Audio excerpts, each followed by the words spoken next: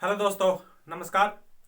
स्वागत है आपका दोबारा से आपके अपने यूट्यूब चैनल पर, जिसका नाम है लेट्स लर्न संस्कृत। तो दोस्तों, हम छंदों का ज्ञान ले रहे थे, छंद प्रकरण हम कर रहे थे, जिसमें हमने अनुष्टुप छंद के बारे में कुछ देखा था। उसकी कुछ विशेषता थी और उसकी कुछ पहचान थी, वो हमने बता दी थी। अनुष्टुप छंद में एक उदाहरण भी किया था और बड़े अच्छे तरीके से आपको बताया था कि इस उदाहरण में हमने कैसे जो अनुष्टुप छंद की पहचान है वो करनी है। ठीक है, सबसे पहले तो हमने ये देखा था कि अनुष्टुप छंद में प्रत्येक चरण में जो छठा अक्षर होगा वो गुरु होगा, पांचवा अक्षर जो होगा वो लघु होगा, और दूसरे और चौथे चरण में सातवां जो अक्षर होगा वो हर्षव होगा, जिसे आप लघु भी कह सकते हो। और पहले और तीसरे चरण में जो सातवां अक्षर होगा वो दीर्घ होगा, जिसे आप गुरु भी कह सकते हो। तो हमने ये अनुष्टुप के बारे में देखा था। थोड़ा और उसके बारे में बताते हैं, आपको क्लियर हो जाएगा। ठीक है, तो देखते हैं हम अनुष्टुप के बारे में। तो दोस्तों, इसमें जो अनुष्टुप छंद है, इसमें इसकी परिभाषा और पहचान हमने देख ली थी।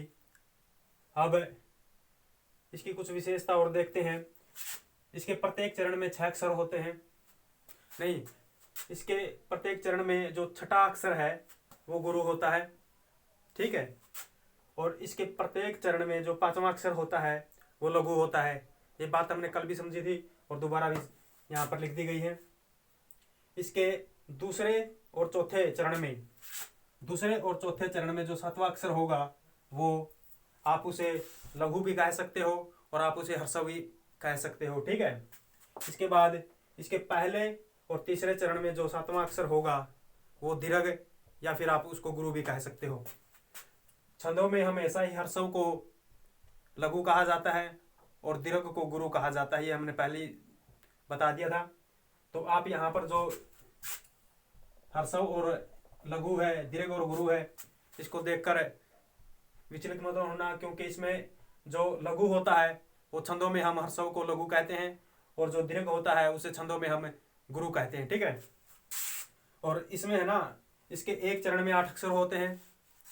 इसके एक चरण में 8 अक्षर होते हैं और चारों चरणों में, क्योंकि किसी भी छंद में, किसी भी पद्य में आप देखते हो कि 4 चरण होते हैं। ठीक है, तो इसके एक चरण में 8 अक्षर होते हैं और इसके चारों चरणों में 32 अक्षर होते हैं।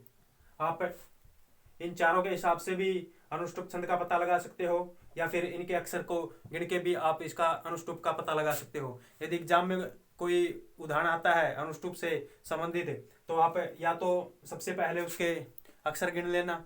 ठीक है, 32 अक्षर है क्या नहीं है चारों चरणों में। उसके बाद यदि आप अक्षर को नहीं गिन पाते हो तो आप ये देख सकते हो कि प्रत्येक चरण में जो छठा अक्षर है वो गुरु है, या फिर प्रत्येक चरण में जो पांचवा अक्षर होता है वो लघु है।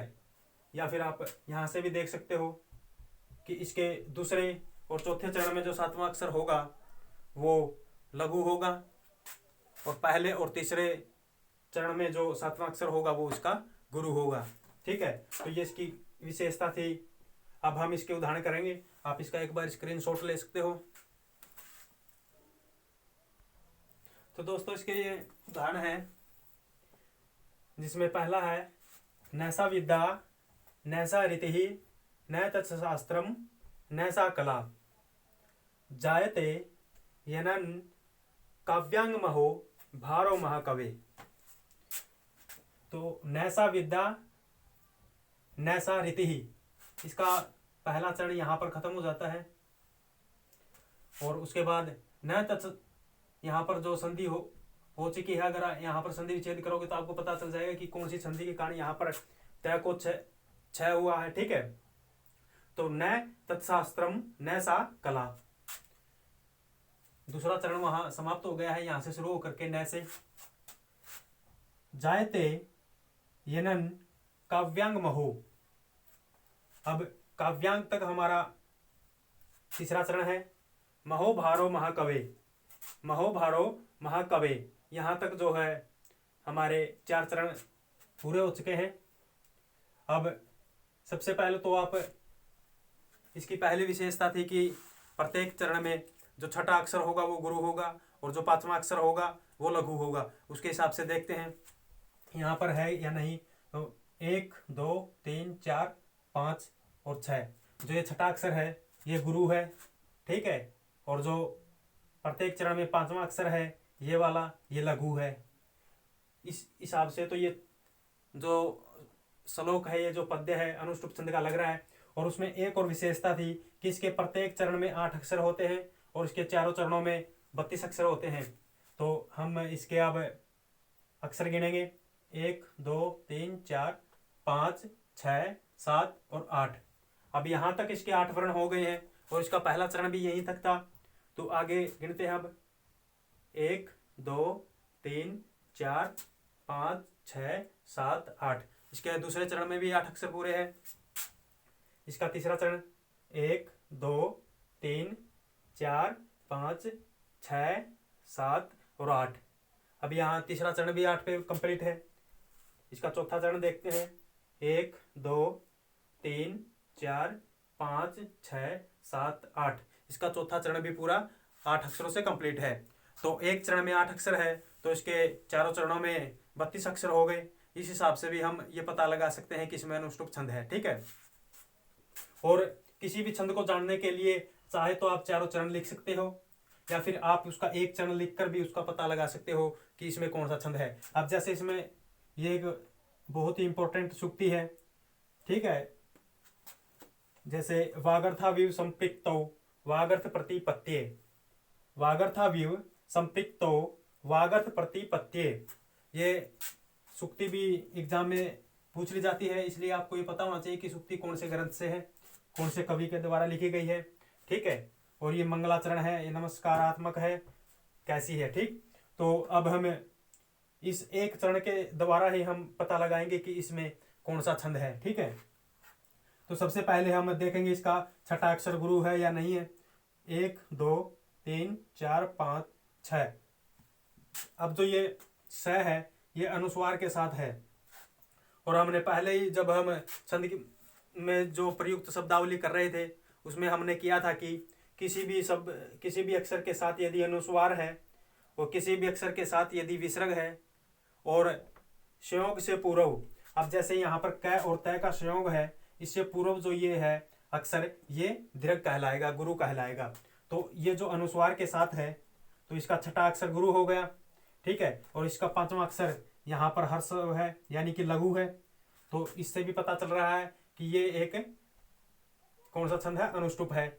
या फिर आप इसके इस पूरे अक्षर को गिन के देख सकते हो कि इसमें कितने अक्षर है। तो 1 2 3 4 5 6 7 8।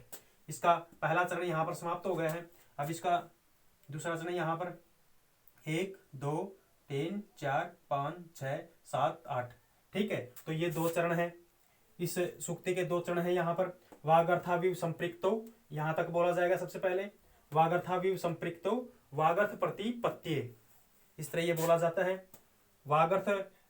वागर्थाविव संपृक्तो वागर्थ प्रतिपत्ये, ठीक है। तो आप इस हिसाब से भी ये देख सकते हो, इसके पूरे अक्षर गिन के भी ये बता सकते हो कि इसमें कौन सा छंद है। या फिर इसकी जो विशेषता थी, इसका श्लोके षष्टम गुरु गयम सर्वत्र लघु पंचमम, इस हिसाब से भी बता सकते हो। और दवी चतुपादी और हर्षवम सप्तमम, इसका 7वां अक्षर देखेंगे क्योंकि इसमें एक और विशेषता थी कि इसका जो दूसरे और चौथे पाद में इसका जो अक्षर होगा वो हर्षव होगा। तो इसका 7वां अक्षर देखते हैं।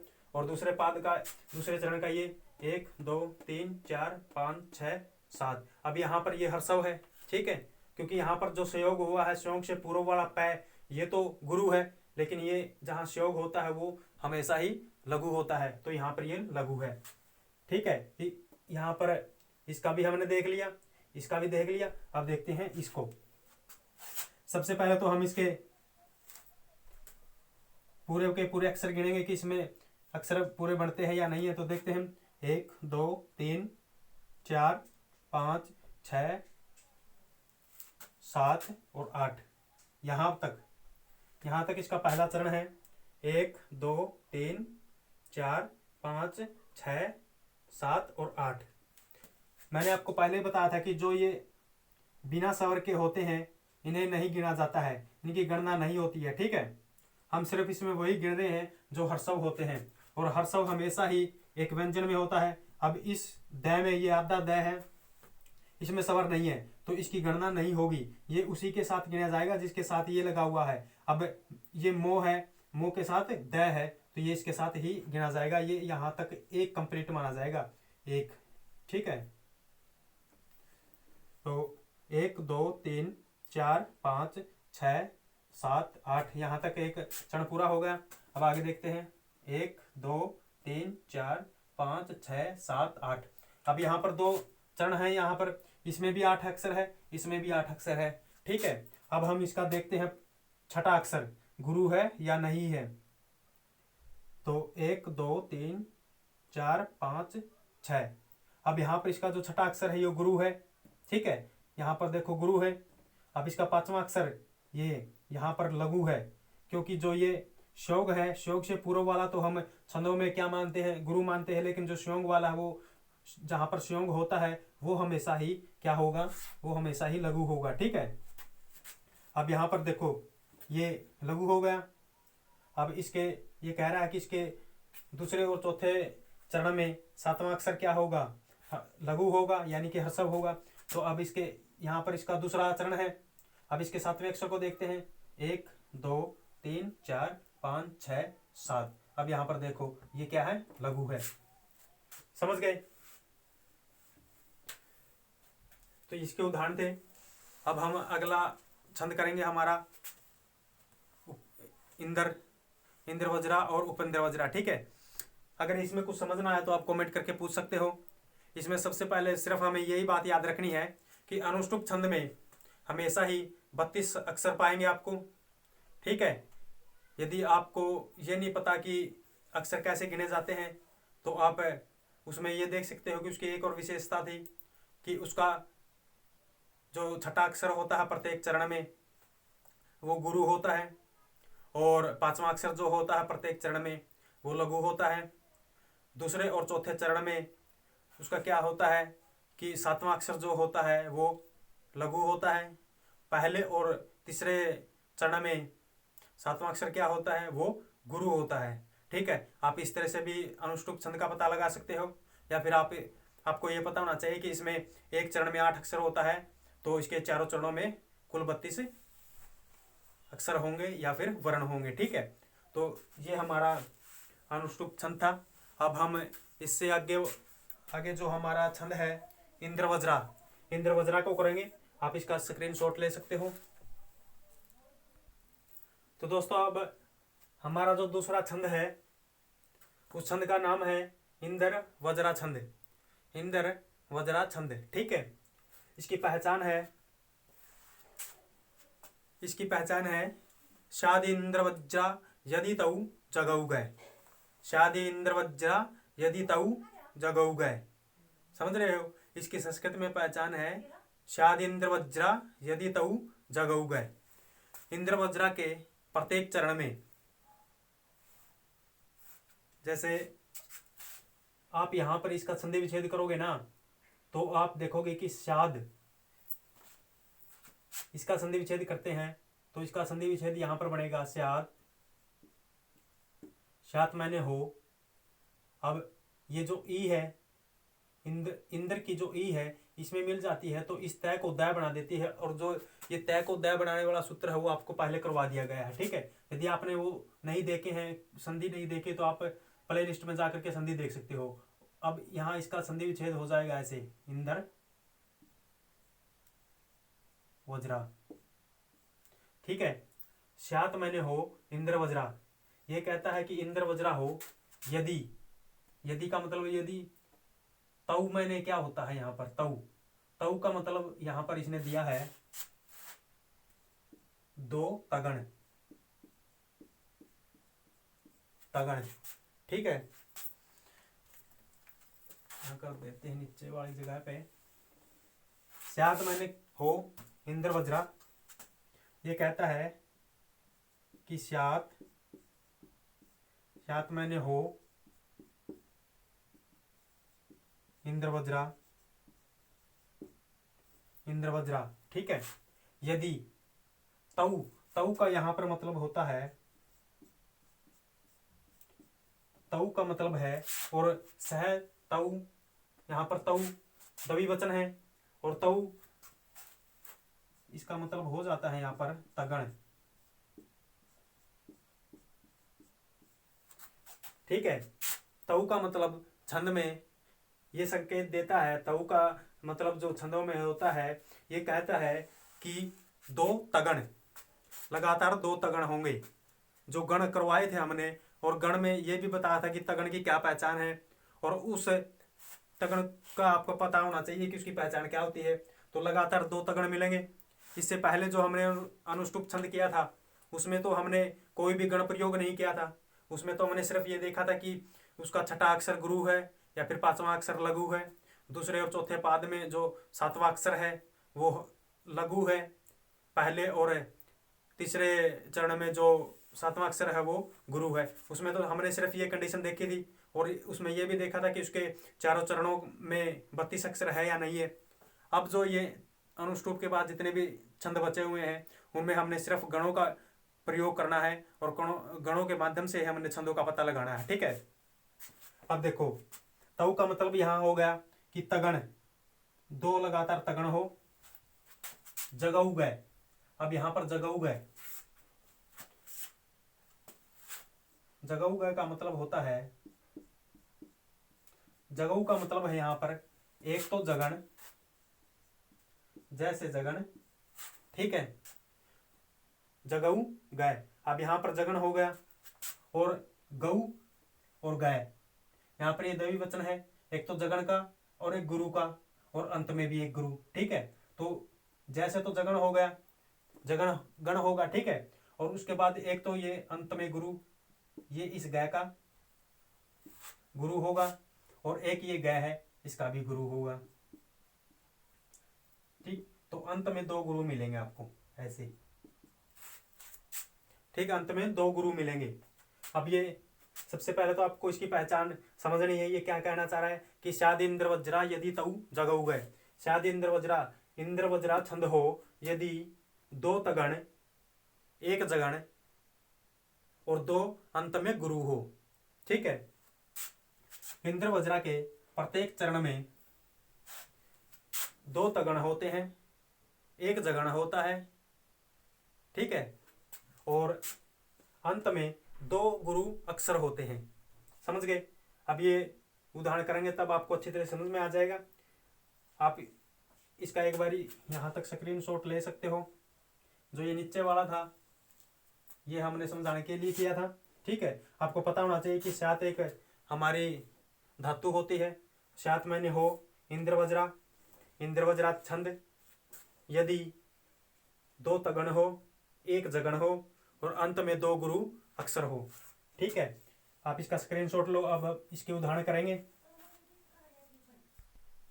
अब इसके उदाहरण है, आपको छंदों में सिर्फ एक बात हमेशा याद रखनी है कि छंद में एग्जाम में कहीं से भी उदाहरण दे सकता है। समझ रहे हो? मैं यहाँ जो उदाहरण लिखवा रहा हूँ वो सिर्फ आपको समझाने के लिए है कि छंदों को कैसे पहचाना जाता है। ठीक है, ये मत समझना कि यहाँ जो उदाहरण लिखाए जाते हैं वो एग्जाम में आए। हो सकता है कि इनमें से भी आ जाए, लेकिन आपको छंदों में सिर्फ एक ही बात याद रखनी है कि छंदों को पहचाना कैसे जा सकता है। ठीक है, तो ये वो उदाहरण है। हो सकता है कि इनमें से भी आ जाए, या फिर हो सकता है कोई और उदाहरण दे दे। तो उदाहरण कहीं से भी दे दे, छंद पहचानने का तरीका वही होता है। अब इसमें हमने देखा था कि इसमें प्रत्येक चरण में दो तगण होते हैं।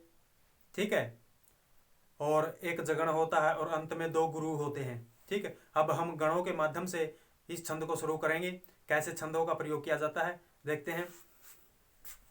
सबसे पहला जो उदाहरण है वो है लोकोत्तरंधैर महोप्रभ भाव है।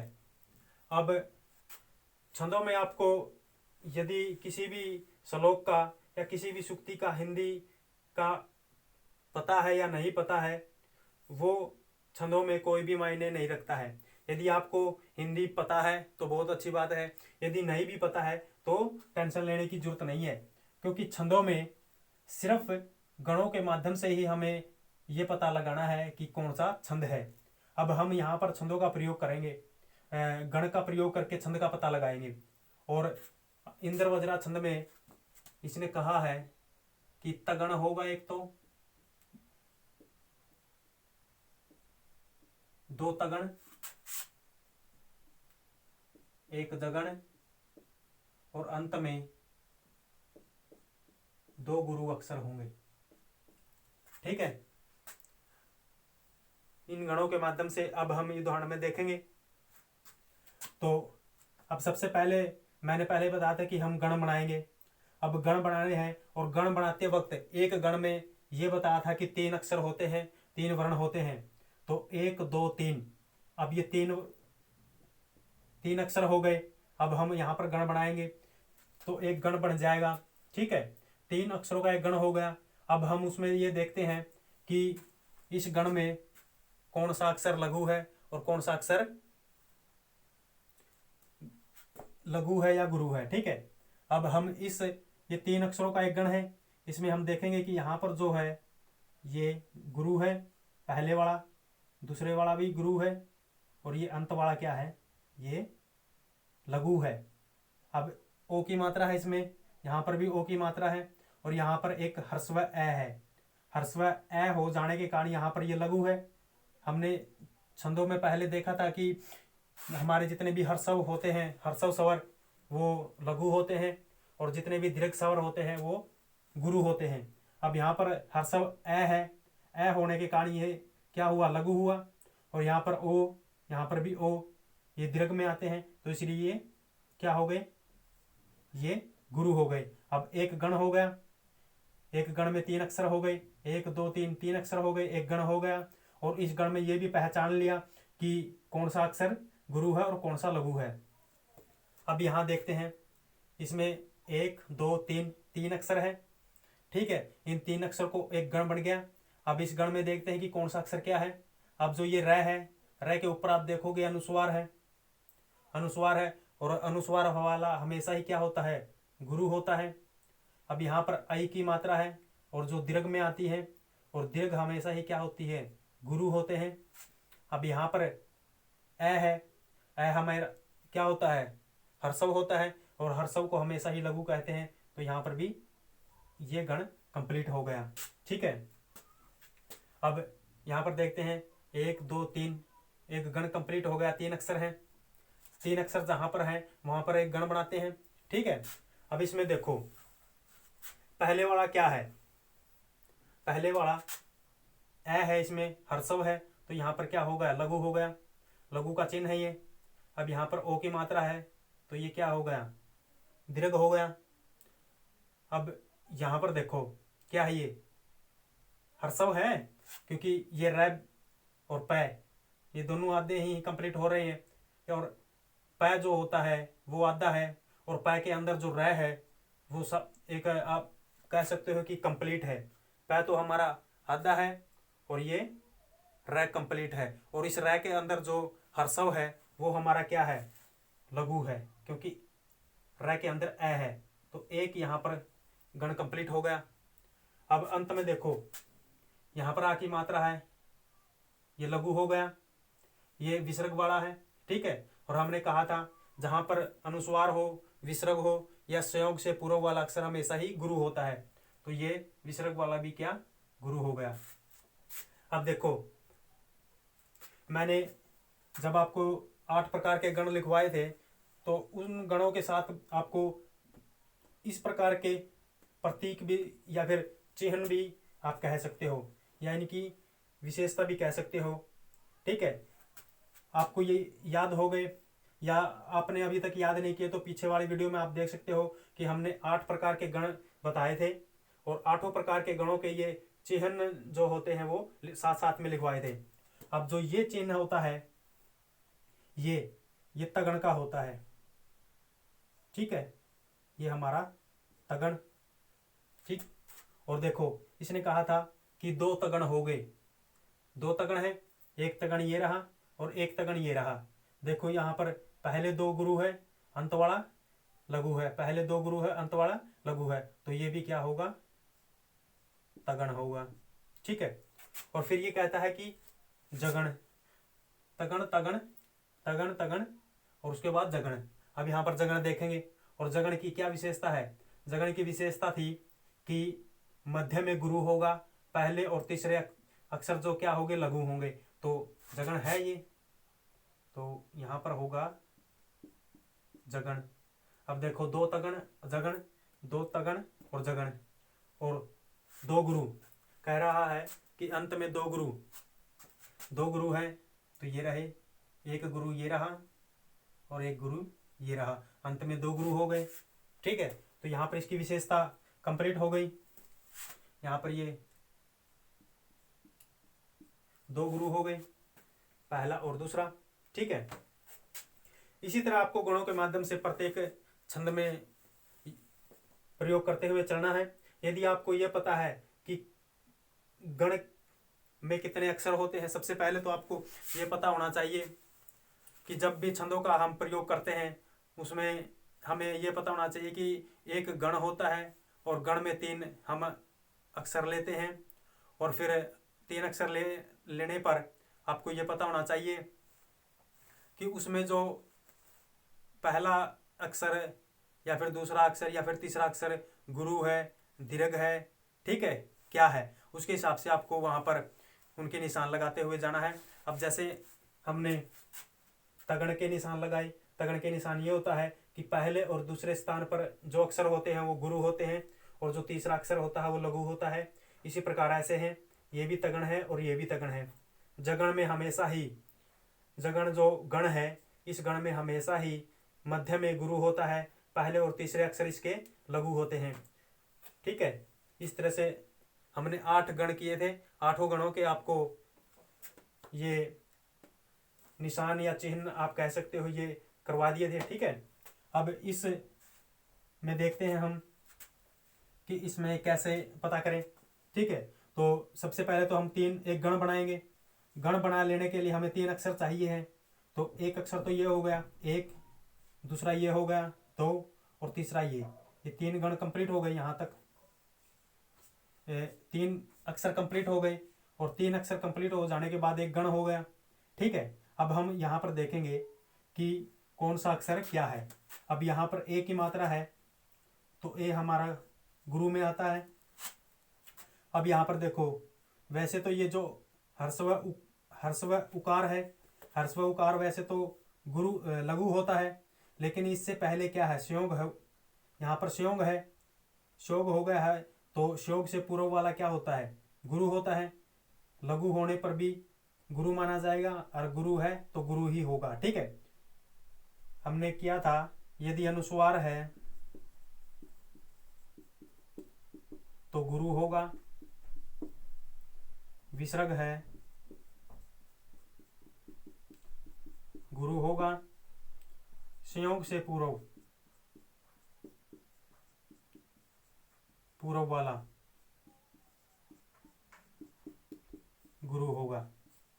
ठीक है, अब संयोग से पूर्व क्या है, वैसे तो हर्षव उकार है, लघु है ये, लेकिन इस संयोग के कारण ये क्या माना जाएगा, गुरु माना जाएगा, तो ये गुरु हो गया। अब यहाँ पर जो संयोग वाला होता है वो क्या होता है, वो तो हमेशा ही लघु होता है, तो ये एक गण तैयार हो गया। ठीक है, गण तैयार हो गया है। अब एक गण देखेंगे, 1 2 3। अब यहाँ पर भी 3 अक्षर आ गए हैं।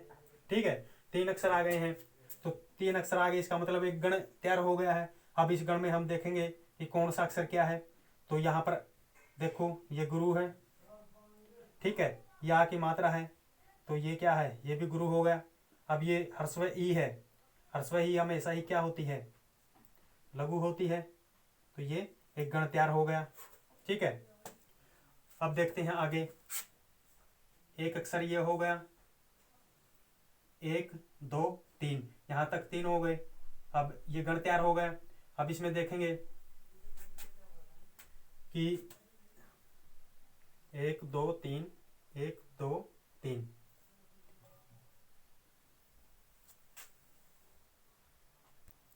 अब यहाँ पर 1 2 3 ये गण कंप्लीट हो गया था, ये हो गया। और अब ये 1 2 3, ये 3 अक्षर आ गए। ठीक है, एक गण तैयार हो गया। अब इस गण में हम देखेंगे कि कौन सा अक्षर क्या है। यहाँ पर विसर्ग के साथ है, विसर्ग के साथ है तो ये क्या हो जाएगा, गुरु हो जाएगा। अब ये यहाँ पर संयोग है, संयोग से पूर्व वाला गुरु हो जाएगा। और ये शिवम, ये खुद क्या हो जाएगा, ये खुद एक लघु है। एक गण यहाँ पर तैयार हो गया। अब यहाँ पर ये देखो, ये क्या है, ये गुरु है और ये भी एक गुरु है। अब देखो इन दोनों में मिलाओ, यहाँ पर एक ही जैसे प्रतीक है, निशान है। देख, नहीं भाई नहीं, एक मिनट रुको, यहाँ पर थोड़ी सी मिस्टेक हो गई है, ये वाली, ये यहाँ पर विसर्ग नहीं होंगे, बिना विसर्ग का है ये। ठीक है, बिना विसर्ग का है क्योंकि 2 तगण है और 2 तगण हो जाने के बाद हमें जगण चाहिए है। और जगण की विशेषता होती है, ये अब क्या है, हर्षव है तो ये लघु हो जाएगा। अब ये संयोग से पूर्व है, संयोग से पूर्व वाला क्या हो जाएगा, गुरु हो जाएगा। और ये खुद एक क्या हो जाएगा, लघु हो जाएगा। तो यहाँ पर एक जगण तैयार हो जाएगा। ठीक है, अब यहाँ पर देखो ये तगण, यहाँ पर ये वाला भी तगण। ठीक है, और ये भी तगण, ये तगण नहीं, ये जगण है, ये जगण। ठीक है, जगण और अंत में 2 गुरु। अब इन दोनों ही उदाहरणों में आप देख सकते हो कि हमने जो इसकी विशेषता थी, ये इंद्र वज्रा छंद कहाँ पर होता है, इंद्र वज्रा छंद वहीं पर होता है जहाँ पर 2 तगण होते हैं, एक जगण होता है और अंत में 2 गुरु होते हैं। अब यहाँ पर आपने देखा होगा कि इस उदाहरण में और इसमें हमने ये दोनों करके देखे हैं। इन दोनों में ही यहाँ पर देखो 2 तगण है, एक जगण है और अंत में 2 गुरु है। इसी प्रकार यहाँ पर भी 2 तगण है, एक जगण है और अंत में 2 गुरु है। ठीक है, तो हमारा यहाँ पर उदाहरण क्या है, हमेशा ही आपको एक बात याद रखनी है कि जो हमारे छंद होते हैं, जो हमारे छंद होते हैं उसमें एग्जाम में से या तो हो सकता है कि जो हम यहाँ पर कर रहे हैं उदाहरण इन्हीं में से दे दे, या फिर हो सकता है कि कहीं और से उठाकर भी उदाहरण दे दे। उदाहरण चाहे कहीं से भी आ जाए, आपको ये पता होना चाहिए कि छंदों की पहचान कैसे होती है। यदि आपको 8 प्रकार के गण याद है, या फिर आपको ये याद है कि अनुस्वार वाला हमेशा ही क्या होता है, गुरु होता है, विसर्ग वाला भी गुरु होता है और संयोग से पूर्व वाला अक्षर भी हमेशा ही क्या होता है, गुरु होता है, यह आपको पता होना चाहिए।